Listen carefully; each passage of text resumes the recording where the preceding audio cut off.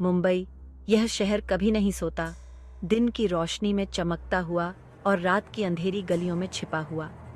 इसी शहर में एक भयानक घटना घटती है जिसने सबको हिलाकर रख दिया।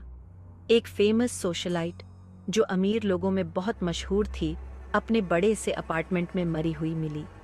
इस घटना के बाद पूरे शहर में डर और चर्चा फैल गई और यह केस इंस्पेक्टर विजय सिंह और रिया शर्मा को दिया गया। इंस्पेक्टर विजय सिंह और रिया शर्मा अपनी गाड़ी से उतरते हैं और उस बड़ी इमारत की तरफ बढ़ते हैं जहां मर्डर हुआ था। अपार्टमेंट का दरवाजा पुलिस ने बंद कर दिया था और अंदर फॉरेंसिक टीम काम कर रही थी। इंस्पेक्टर विजय सिंह कमरे का निरीक्षण करते हुए चारों ओर देखा। कमरे में सन्नाटा पसरा हुआ था। हर चीज अपनी जगह पर थी, लेकिन एक कोने में सोफे पर लाश पड़ी थी। विजय सिंह ने ध्यान से कमरे को देखा, जबकि रिया सबूत ढूंढ रही थी। इंस्पेक्टर विजय और रिया ने अपने ऑफिस में संदिग्ध लोगों की लिस्ट बनाई। सबसे पहला नाम रघु दीक्षित का था, जो मरने वाली के साथ बिजनेस करते थे और बहुत करीबी थे।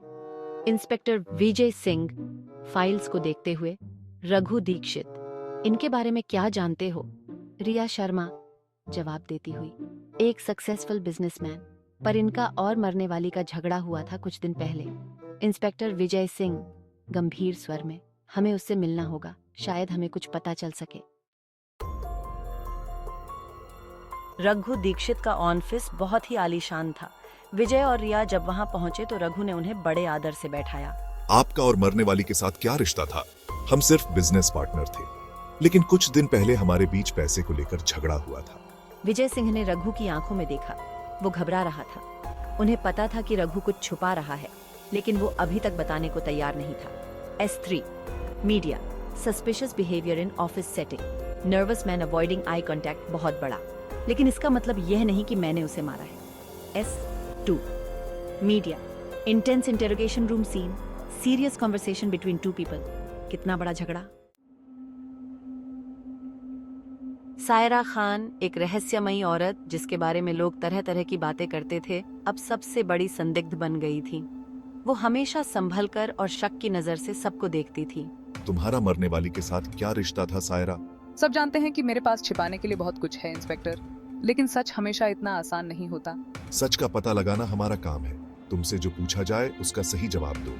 सायरा ने गंभीरता से विजय की तरफ देखा और फिर धीरे धीरे अपनी कहानी बतानी शुरू की। उसने बताया कि वो और मरने वाली बचपन की सहेलियां थी, लेकिन एक बहुत बड़ी घटना ने उनके रिश्ते को हमेशा के लिए बदल दिया था। जैसे जैसे जांच आगे बढ़ी, सिंह और रिया को एक ऐसी दुनिया के बारे में पता चला जहां पैसे के लिए गलत काम, धमकियां और पुराने पाप छुपे हुए थे। हर किसी के पास छुपाने के लिए कुछ न कुछ था और सच और झूठ के बीच का फर्क मिटता जा रहा था।